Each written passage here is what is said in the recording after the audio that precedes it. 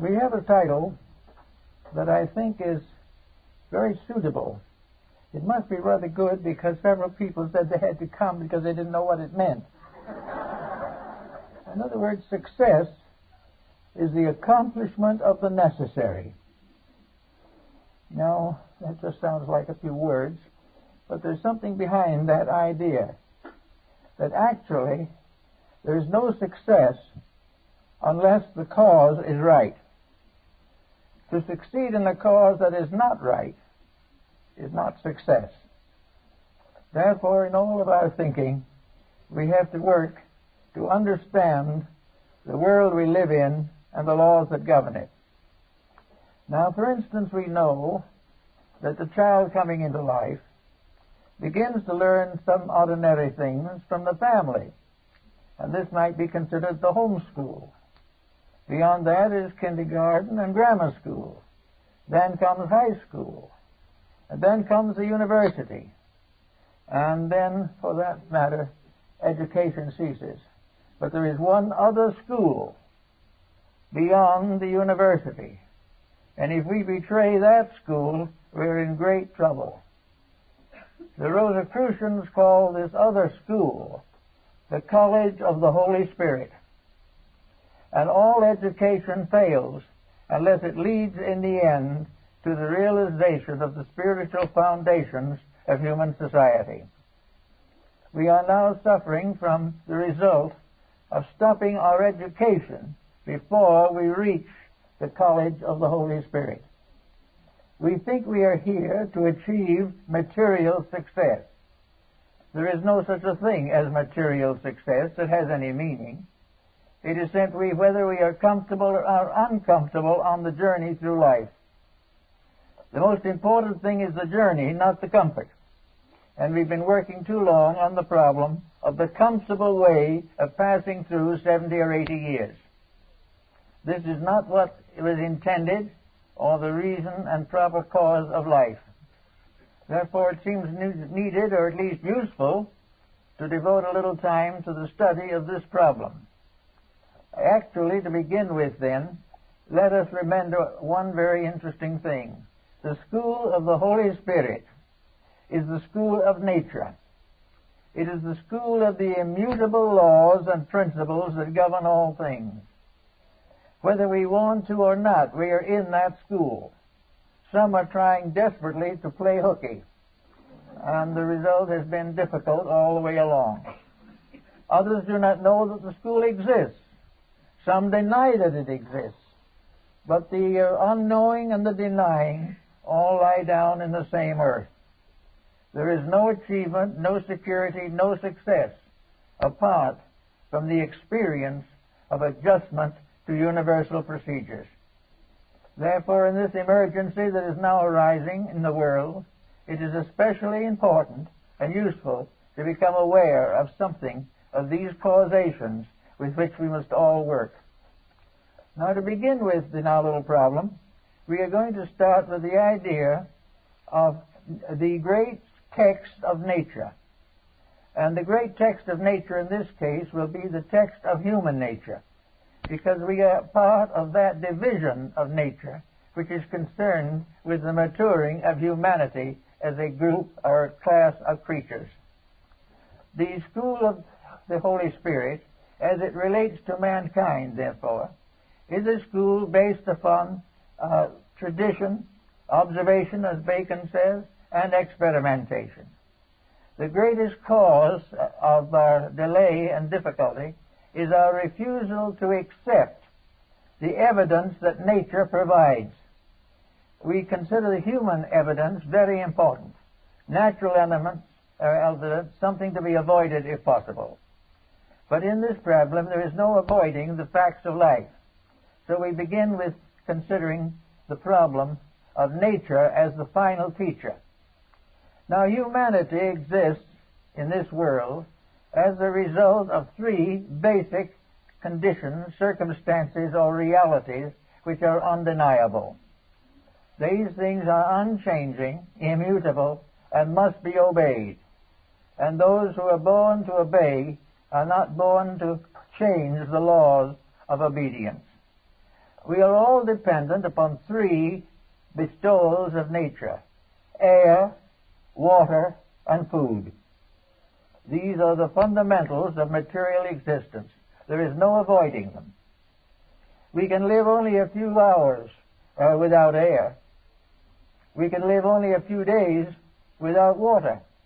Maybe we can live a month or two without food. But the physical life of the individual is geared to these necessary allotments which nature has provided. Therefore, the most precious things in the world are these basics. These are what we must depend on from here on. We must depend upon these nature's benevolences forever and ever, or as long as we exist in a mortal state. So we begin to say, are we taking the greatest possible care of these commodities? Are we measuring success in terms of acceptance and obedience? Or are we trying to use success as a term to describe ignoring the universe of which we are a part, ignoring the laws and principles upon which we live for existence? Well, let's see, what are we doing with water? We are making a great sewer out of it. We are using it as a repository for all the waste chemicals of nuclear research. We are doing everything we can to burden it into the future. We are sinking nuclear material into the oceans where we are perfectly certain that the containers will ultimately corrode and the material will be flown into the ocean. Everywhere we are perverting the element of water. We are using it without any consideration for its essential meaning. We are not protecting it. We are not wisely guiding it. We are using it to receive the sewerage of a great human structure. We are also using it for the waste of all our industrial and research and scientific procedures. And water is a little bit difficult. We also know that water does purify itself by cyclic terms if we give it a chance. But when we burden it more than it can carry, water becomes a danger. And in many parts of the world now, we are struggling to survive the misuse of the water element. Then we come to do another one that's very important: air. If anyone lives in Southern California, we know what this is all about. We realize that smog, congestion, and the constant charging of the atmosphere with the products and byproducts of industrial research and manufacture, that we are constantly using air wrongly. We are using it as a medium for escaping the consequences of misuse. We are corroding the air. We are causing it to become an instrument of pain and sorrow. We are creating allergies. We are doing everything possible to make air a dangerous element rather than a great help. And the third problem is, of course, nutrition. We depend for life upon food. And at the present time, our food is not safe. We are constantly being warned of the use of dangerous chemicals for the preservations of foods, but do not preserve the human body. So we have all these things as mistaken usage.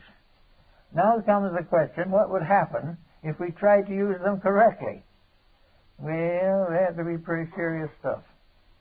The average individual would rather live half a lifetime, half sick, than face the dangers, sorrows, misfortunes, and corruptions of integrity in actual operation.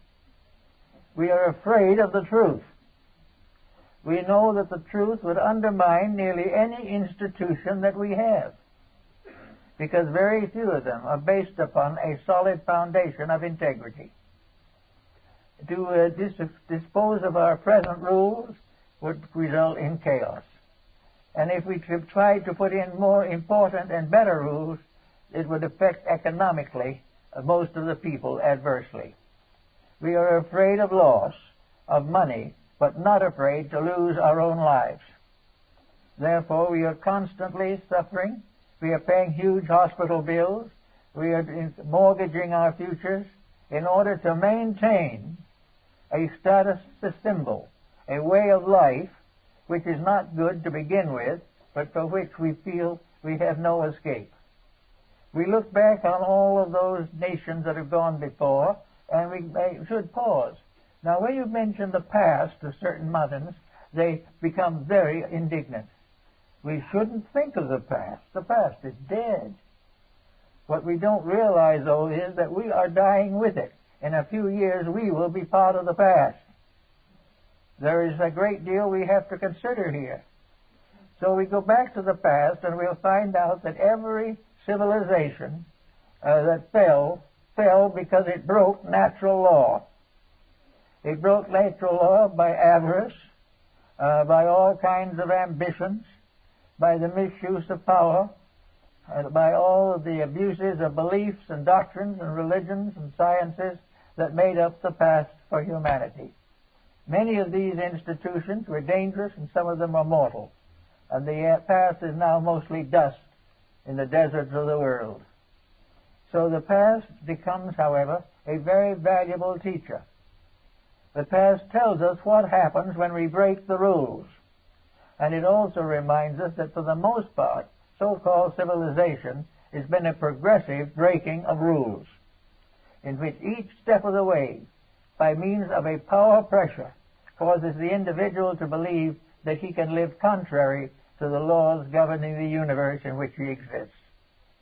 So we are now coming to the verge of another world cycle. We're coming to the beginning of the 21st cycle of the Western life.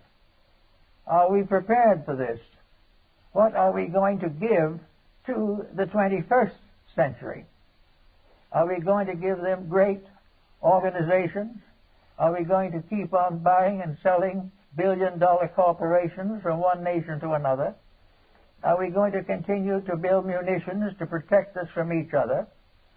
Are we going to continue to maintain high costs, high living, and all of the exaggerations that we now regard as perfectly proper and normal?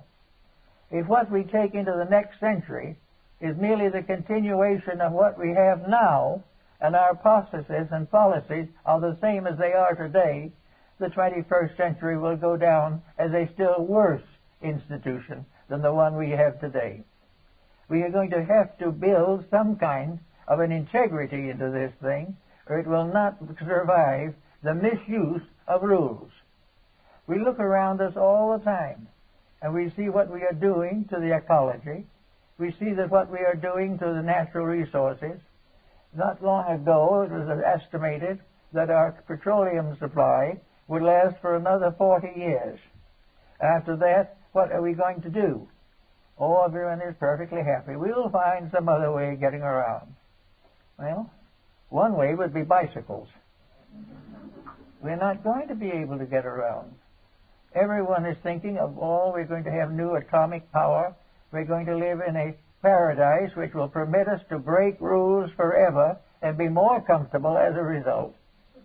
There's something that's a little strange about this philosophy, and it doesn't come from any well-established system. It is the optimism of the individual who is reasonably sure that he won't be here anyway by the time these things fall on his head. So we now have to think a little bit about what we're going to pass on to the future. Are we going to pass on the most mammoth debt that has ever been accumulated? And of this debt, what is it? This debt is money. Where is money in nature? Money in nature, as Mark Twain once pointed out, is nothing. Heaven isn't interested in dollars and cents. Profits or loss. Heaven is interested in the survival of a species of life that was created and ordained to be perpetuated.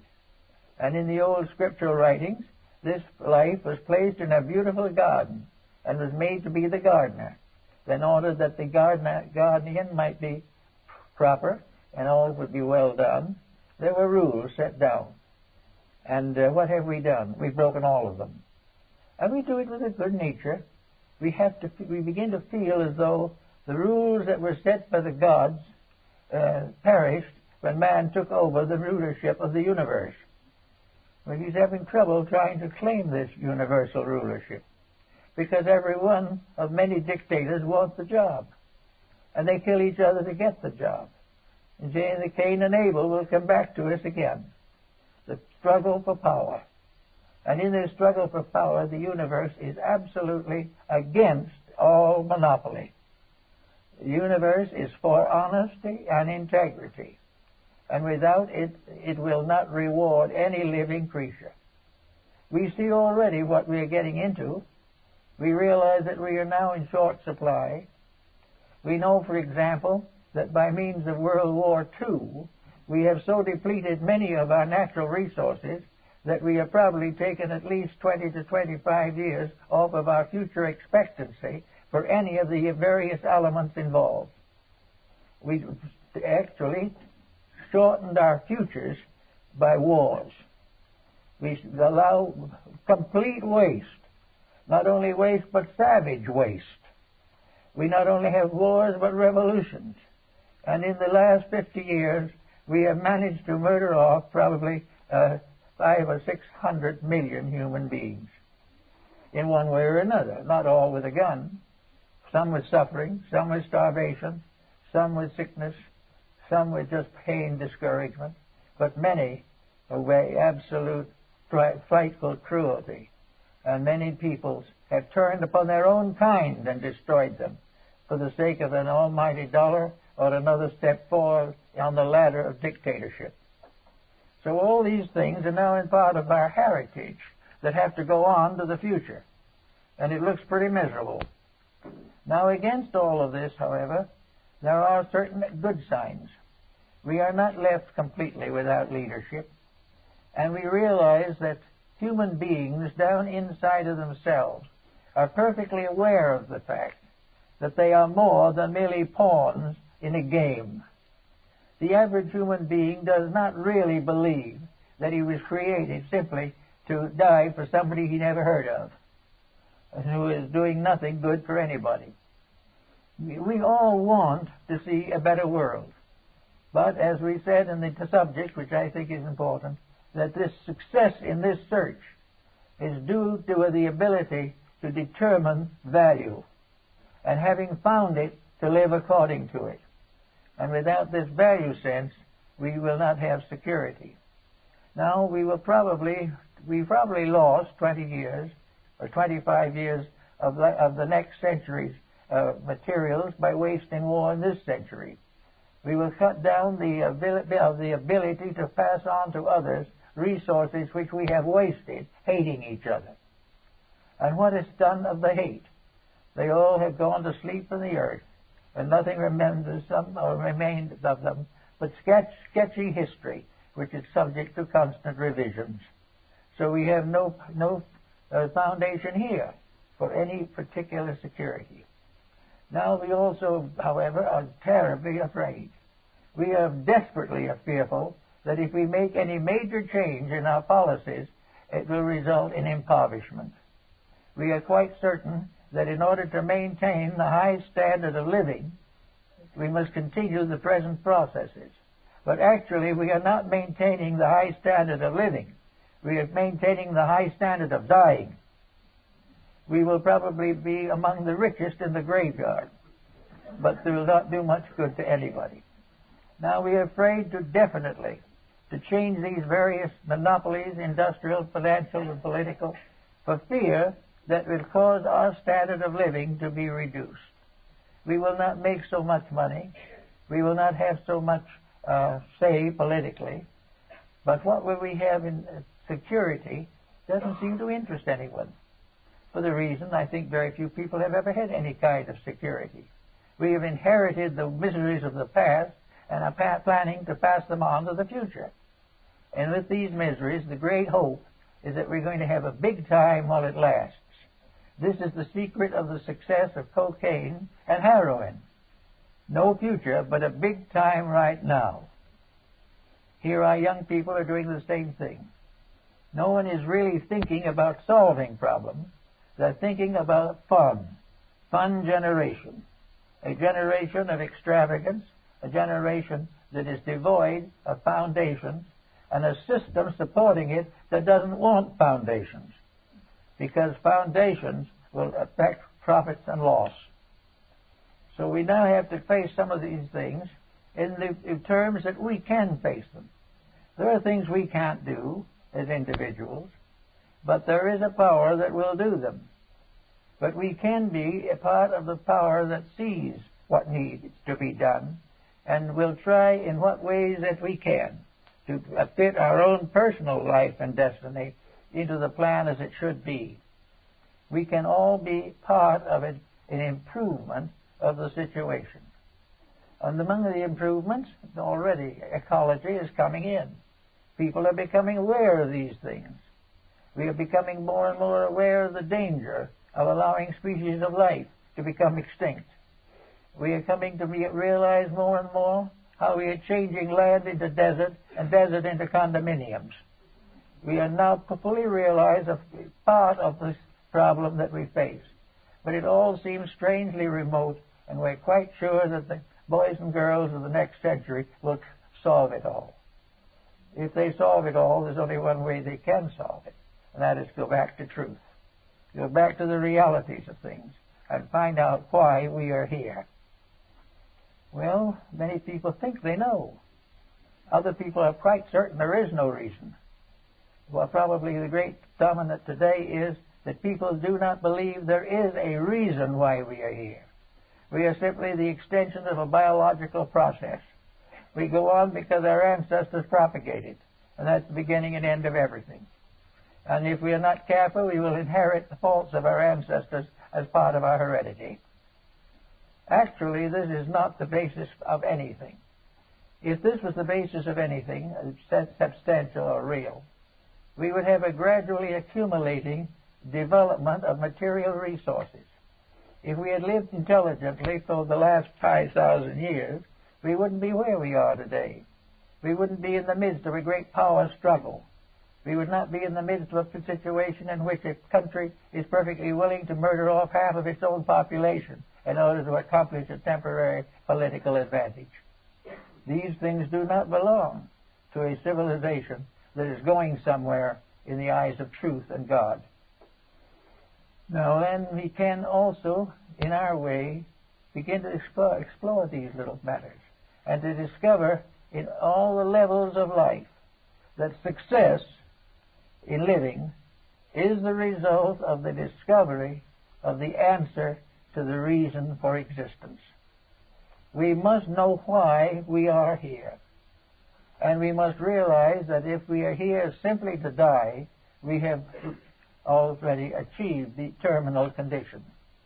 But we are not here simply to die. We are here because as human beings we cannot die, because the source of us is eternal.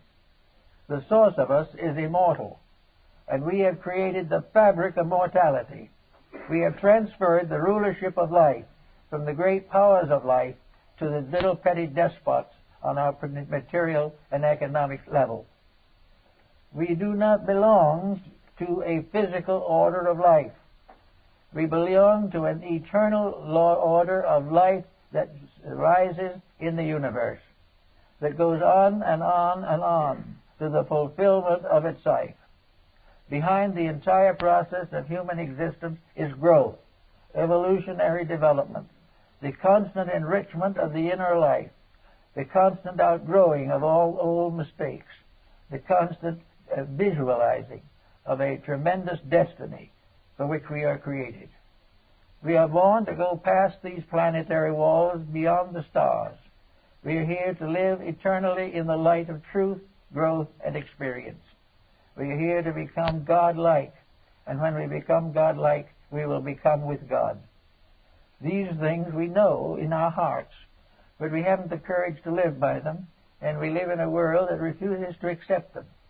One of the most interesting steps, however, is the realization that is coming today that materialism politically is just as much of a mistake as it was scientifically.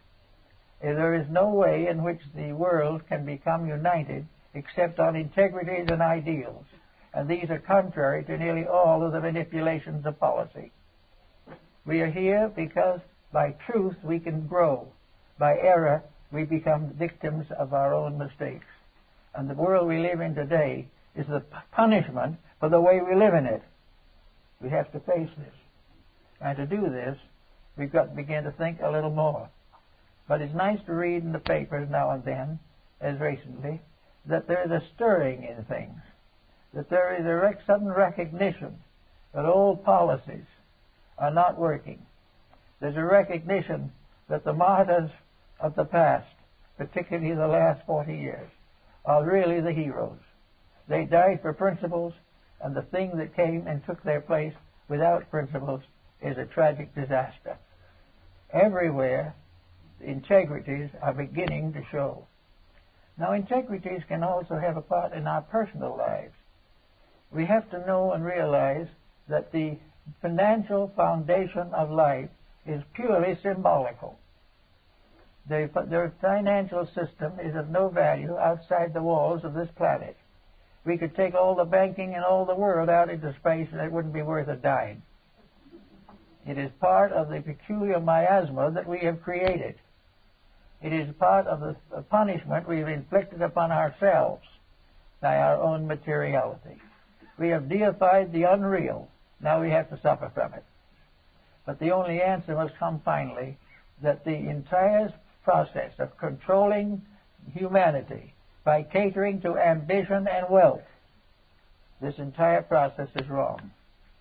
There's no need for it. There never was any cause for it. And all it did was take a beautiful garden, a world that was made for our joy and peace, and turning it into a vast concentration camp in which it is filled with the sorrows and miseries of people who are fighting they do not know for what, winning and losing they know not what, and go forward into the unknown, hoping for a better destiny without changing the causes of their own troubles. So we want to get a little bit into this idea a minute, that the answer to all problems of success is the accomplishment of what is necessary. And in this case, necessity is anything in your life which is making you unhappy without any cause that you can understand. Anyone who has attached themselves to illusion suffers with it. Anyone who attaches themselves to the system which cannot succeed becomes part of a failure. Now we know that in between lives we escape from some of this and go back to a sphere of life in which integrities alone are real. But then we come back into this embodiment again, and all these little things close in on us.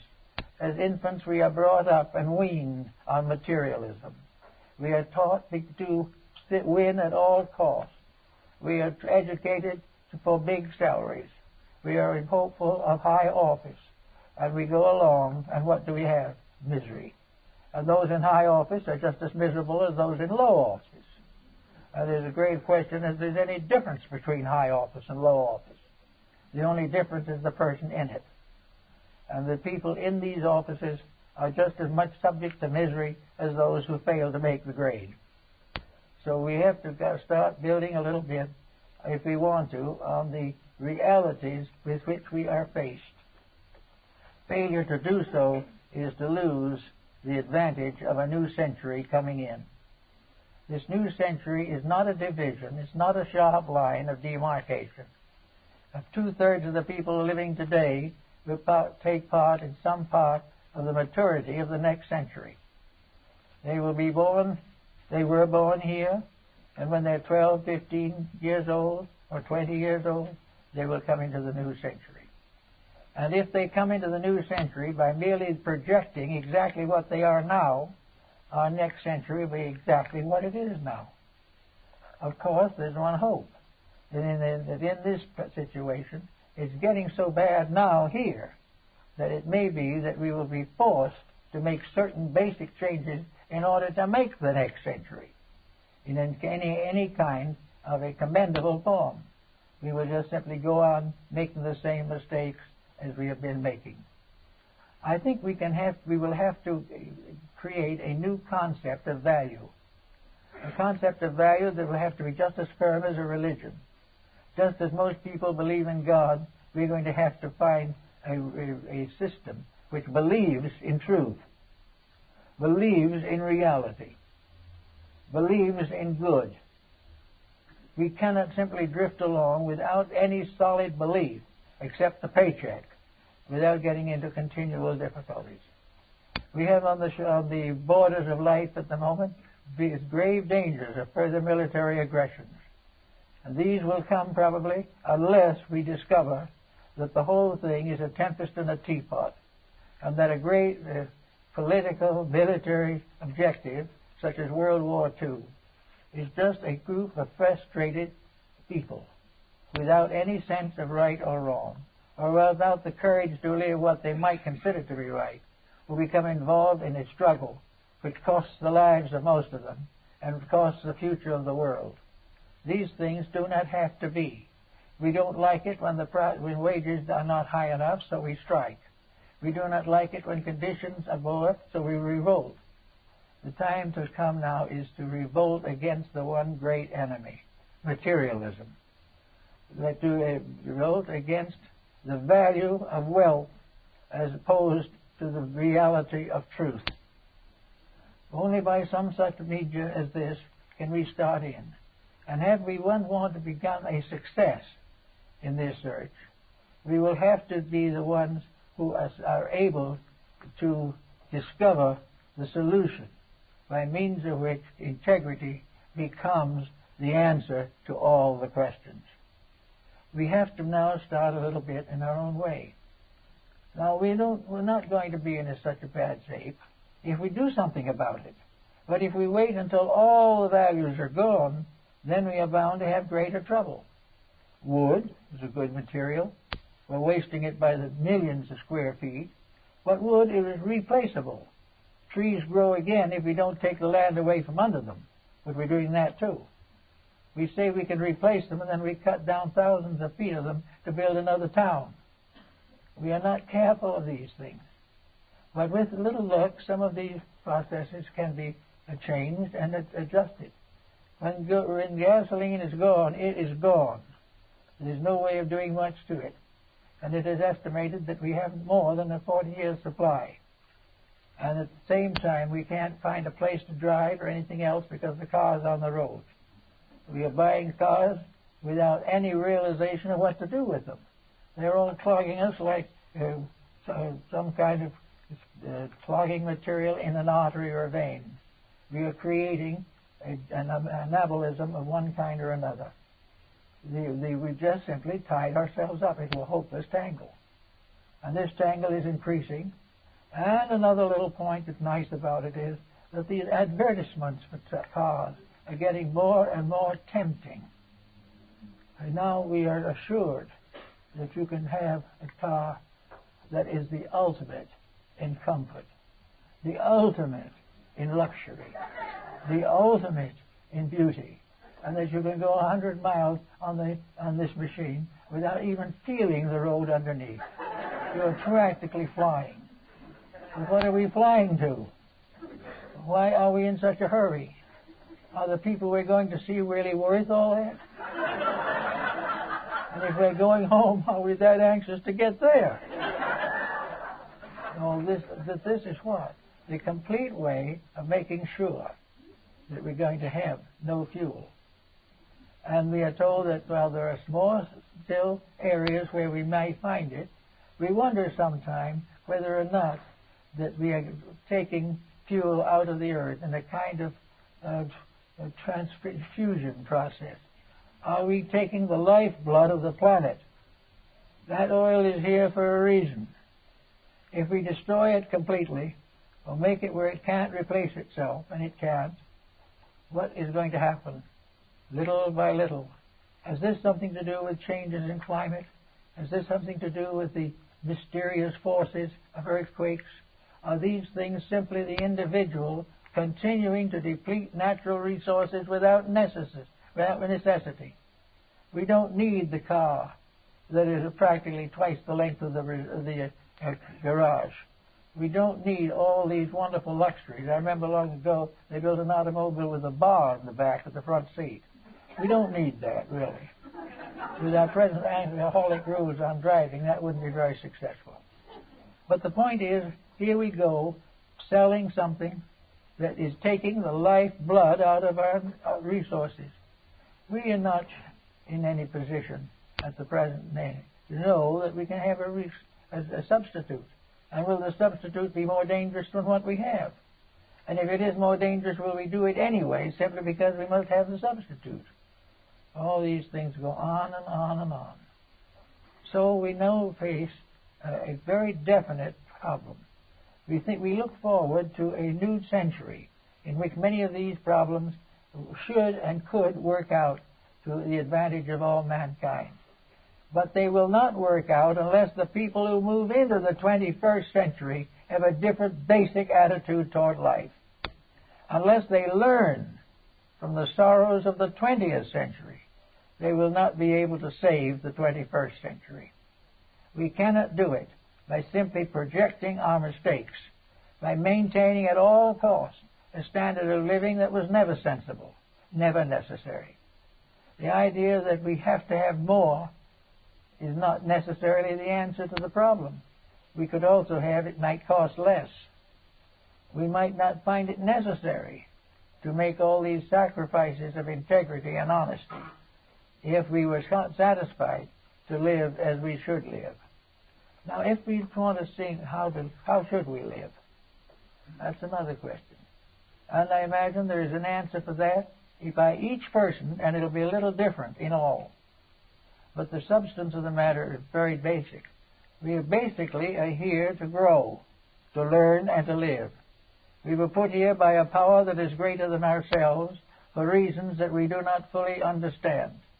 But we have received missions and wisdoms to give us a fair foundation as to what it's all about. We are here for a purpose. And if we fulfill that purpose, we will live in peace. If we do not fulfill that purpose, we will live in misery and maybe shorten our lives more than is absolutely necessary.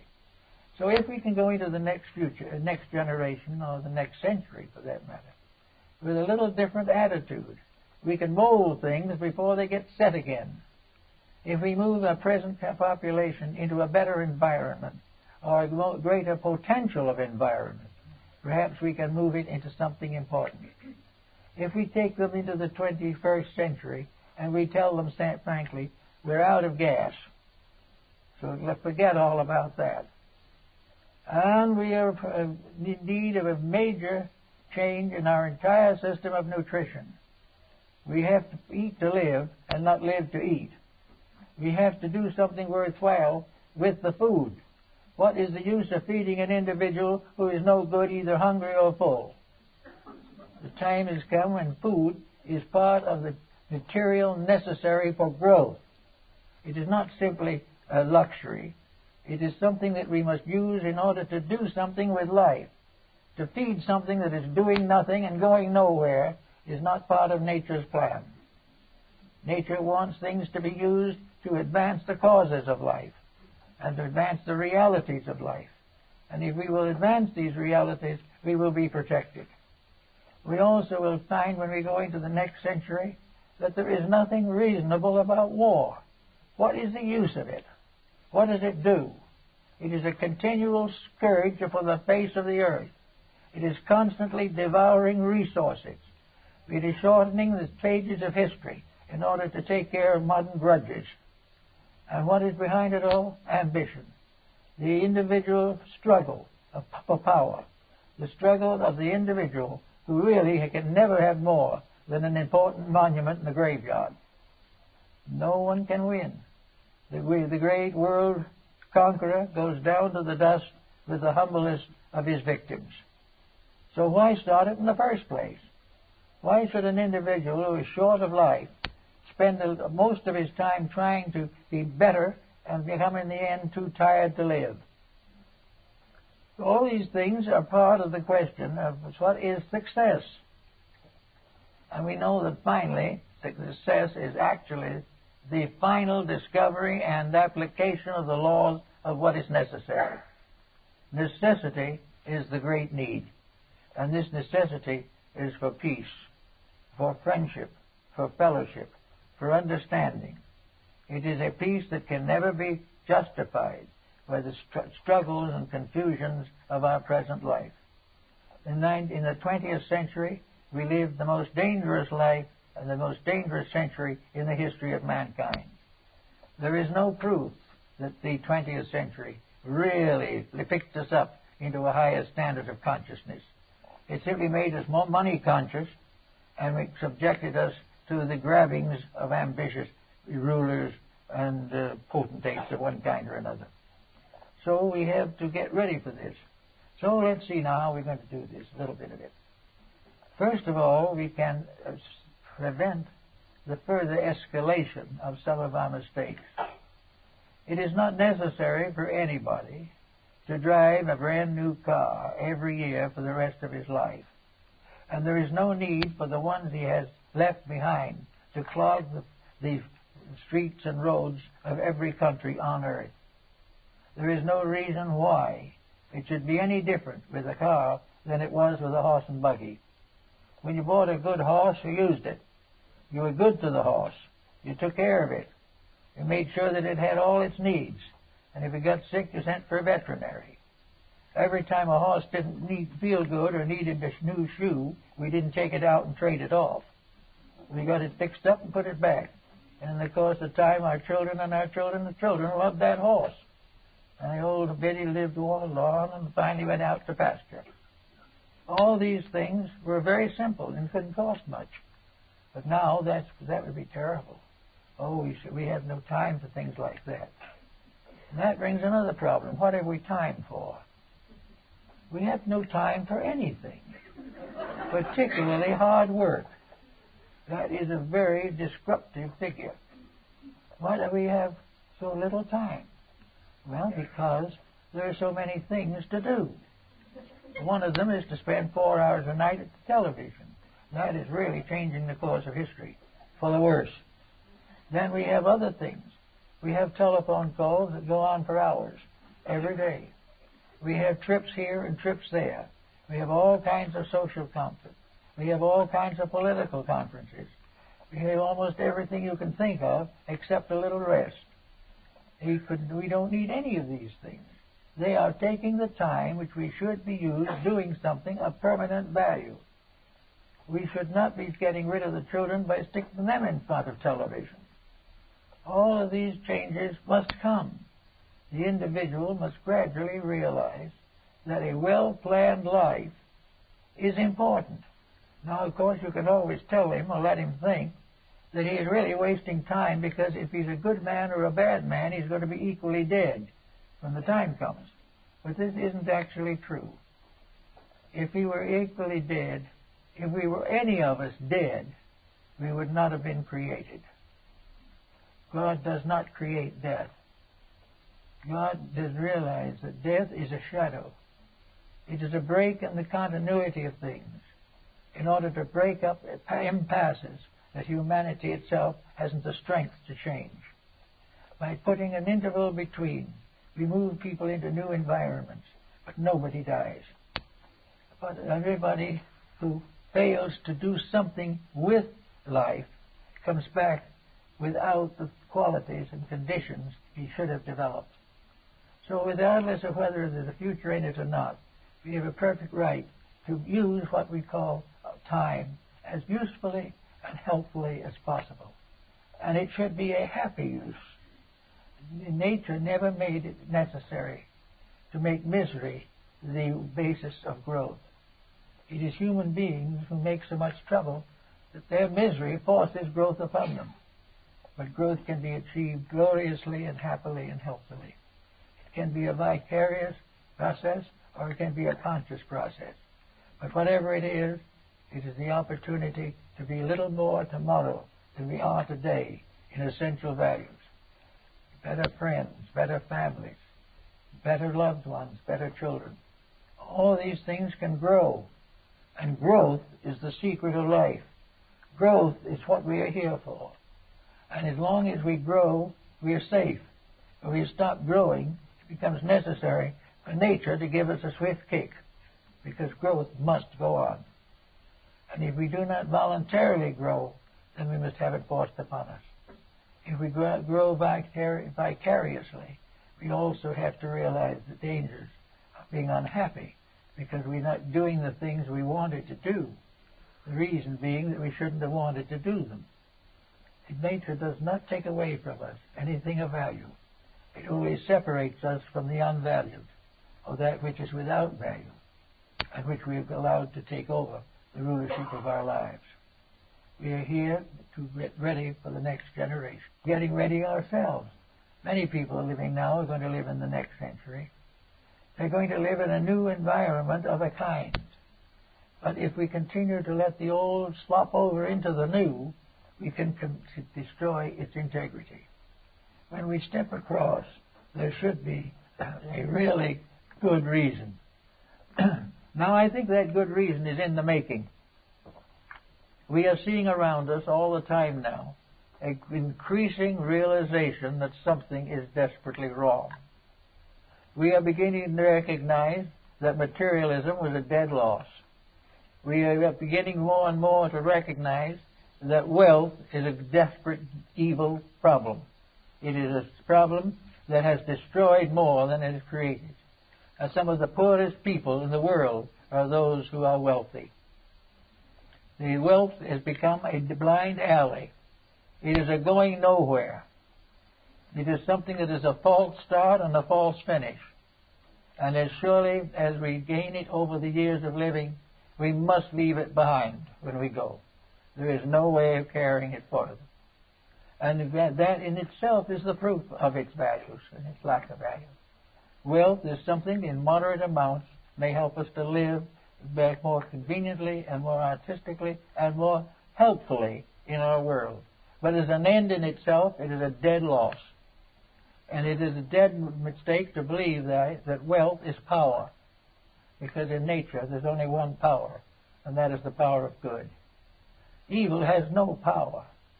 Evil is not something that is struggling like a horn-tailed demon to destroy us.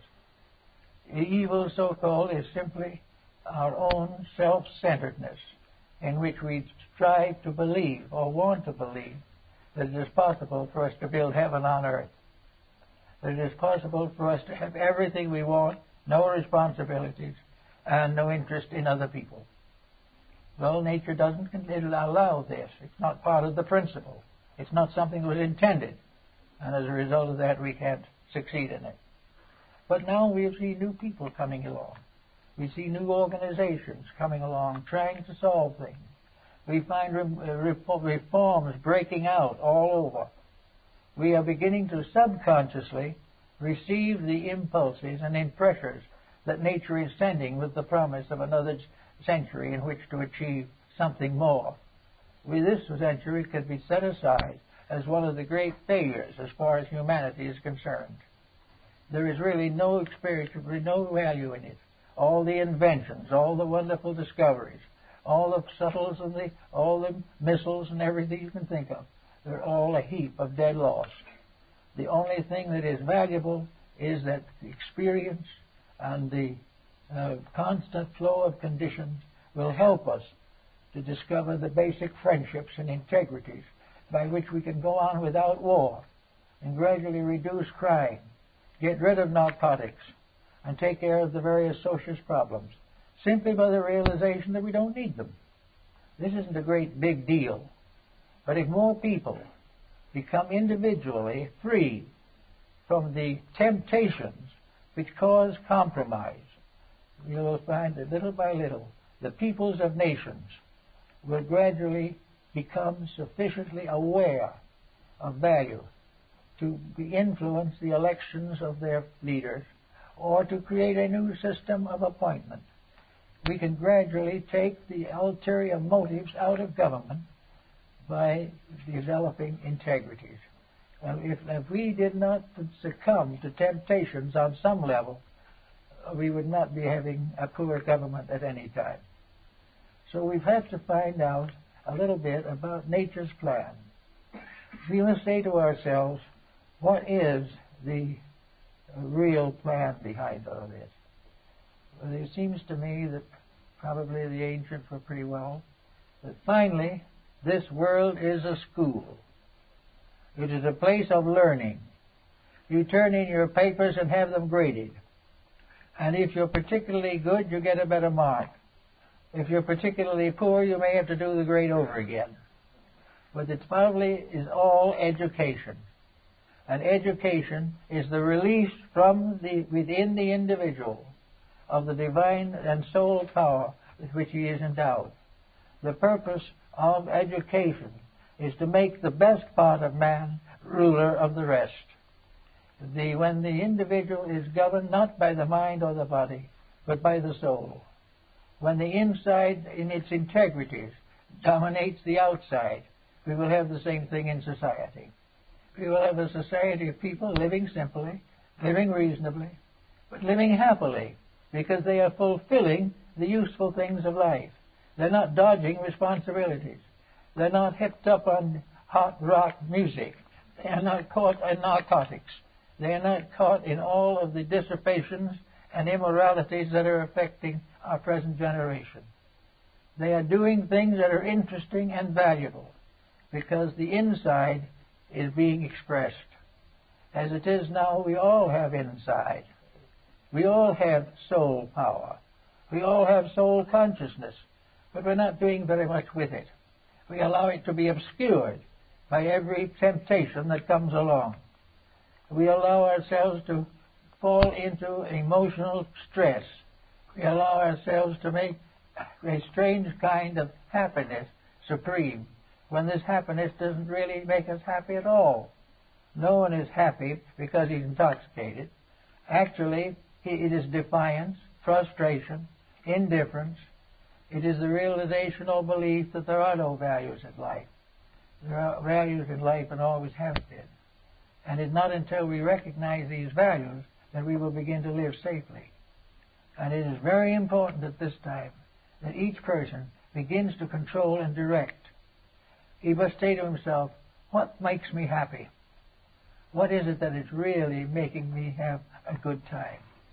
And if we find out that we're happier after we have 3 or 4 drinks, then we know where our problem lies. And we know that it's going to be there until we cure. And we also know, as I've tried to tell a number of alcoholics, that if that is their problem and they pay no attention to it, they must face delirium tremens and the misery of a terrible death. It's a little so-called happiness, which is nothing but an escape mechanism, will shoulder the person with a miserable period of living in which he is trying to escape and forget himself. It would be much better for all concerned if he remembered himself and remembered his potential and did what he could to build up something out of it all. So all this false and phony happiness we talk about is not real. It's not making anybody happy. Homes are at very low ebb. Business is at very low ethics. And government is at very low knowledge. Everything is a little bit off. Nothing is so. And why should we therefore build a vast structure to perpetuate that which has failed?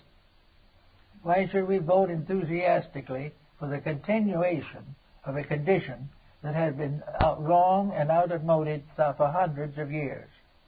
Why are we trying to maintain what the Roman Empire gave up as a bad job? Why should we make the same kind of mistake that left nothing but pyramids in the sands of Egypt? Why should we go on right on with the same type of fighting, discording that we had in Europe in the Renaissance? Everybody out for everybody. Religious persecution, political chicanery, economic injustice. We use these terms from just as much now as they were then. We've got to change this. We've got to make it better by gradually becoming masters of our own lives. And one thing we can do, every one of us, is to take our own life and chart it. We can begin with the realization that if though there be 1,000 who fall upon the right hand, and 1,000 may fall upon the left hand, the just man shall not be moved. If we do what is right ourselves, we are not responsible for civilization's mistakes. But we can be right as we try And the moment we are right, we begin to contribute to the rightness of others. Once we get ourselves set up in the proper position, we can contribute to the well-being of all those we come in contact with. So we are not really selfish. No one is selfish because he's right. No one is selfish because he tries to live proper principles. He is selfish if he tries to take on the rights and privileges of other people, when that is the one thing he doesn't want. What he wants is that the integrities of nature shall take over the government of mankind. This is what is necessary. This is the thing we need desperately to develop. So we say that this is part of the new century, that the century there is evidence coming. There are more groups arising now interested in mysticism and these problems than ever before. For once in the time of, certainly in modern times, we find references to mysticism and idealism and parapsychology and other things in the academic field. We find more and more the universities reaching out. Why? Because they can't stand it either. They don't I've talked to a number of educated people, so-called. They're all miserable. They haven't found anything that's an answer. They find that they are hollow, that the mother, who is a good parapsychologist, doesn't know what to tell her children, that the man who is way up in physics doesn't know what to do when his own son becomes delinquent. These things have no solution on the level of the error. They must be solved on a higher level than they are caused. We have to, the answer has to be better on principle and integrities than the question. And this is quite possible. And it is coming. I think we will find that there is more movement in this direction in the last 10 years than there's been in the previous 100. We are all searching for something better. It is no longer a disgrace to admit that we don't know. It is a disgrace, however, if we don't know, to have to admit we are doing nothing about it. So there is something to do. That's what we've been trying to do for years, and what I think other people are working with desperately, to help people to recognize that we are individually responsible for keeping the principles we know to be true. And then as far as possible, we will keep these principles in a kindly manner. We will not condemn the rights of others, but we shall so live that other people will see the advantage of our beliefs. We will prove by our own lives that we are working with the plan instead of against it. And as the time goes on, more and more will come. And this thing that the communists refer to as the masses, and the masses is a strange term, but the masses is a name we give to anybody who isn't in public office. We give it to anybody who is part of the great working population of the world. The masses, whom we are sometimes a little worried about, sometimes we're a little frightened about them, but anyway, the masses. This is the problem. The masses themselves must be the ones who change the situation. The masses are the ones who are still untouched by wealth. They wish they had it. They do anything, maybe commit crime to get it, but they have not been completely infected by it. And in this case, they can be used very well, because the simplicity of the masses is an integrity. This great mass of so-called untutored may be merely a term to mean the great mass that has not been spoiled. They have not the sophistication. They have the hunger. They need a rope over their heads. They need funds for their children. They need a job. Many of them want a better education. But they are basically the human beings who have a realization of what is absolutely necessary. They are the ones that have suffered most from political power. They are the ones who have suffered most from religious tyranny. And they are also the ones, perhaps more than any else, who have suffered from the downgrading of their estate by their own fellow human beings. Therefore, I think that somewhere in the masses that will not answer again to the cry of socialism will come to recognize that in their keeping is a great possibility of bringing about some of the changes that we desperately need. A good father and mother with 2 or 3 children may not have much money, may have to struggle, maybe lose a job, but they are the ones who can be the salt of the earth. They are the ones who have every reason to want to be better. And if they can find a way of being better, they are apt to prove that they will be organizing better to put forward the new course of life than all the intelligentsia put together. So if one great thing might be that the rise of the masses of people in trouble, people in sorrow, people in need, that this tremendous mass, making up 9/10 of human beings, will find that the great need is for their improvement. That the time has come when the Christian faith shall apply to the little people, when the power to do right becomes the one power that the poor still have. It is quite possible for the poor and those who have less to recognize the possibility of bringing about the great changes that we so desperately need. At least we hope that something of that nature will produce the changes that must come one of these days.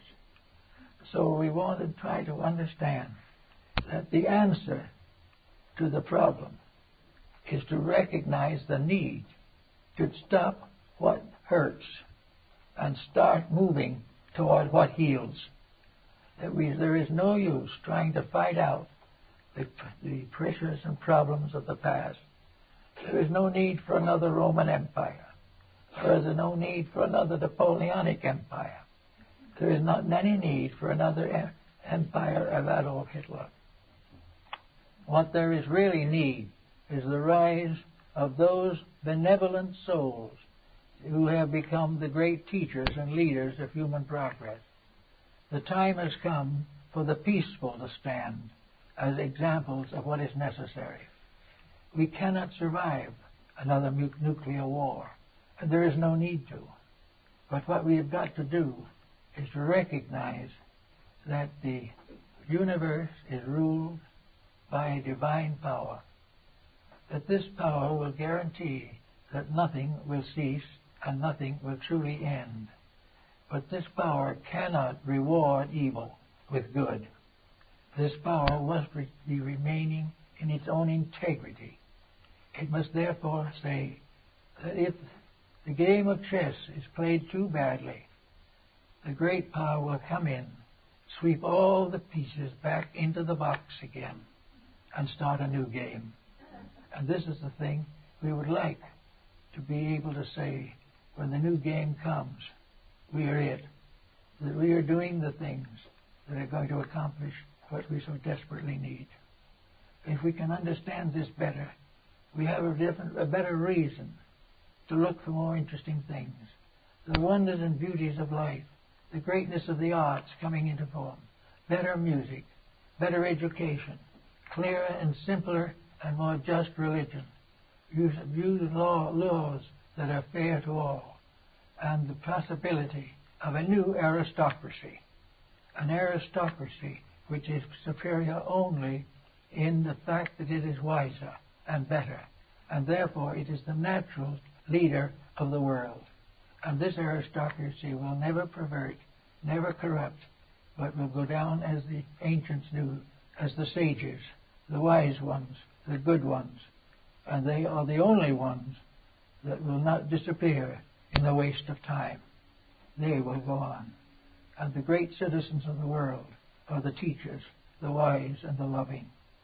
And when we depart from them, we depart from truth. And when we depart from truth, we open ourselves to the adversities of our own making. And that we don't want to have happen again. We do not want to have another century of struggle, fighting, bickering. What we want is a century that grows up where friendship, love, and kindness become the great powers in the establishment of human relationships. Well, that's it.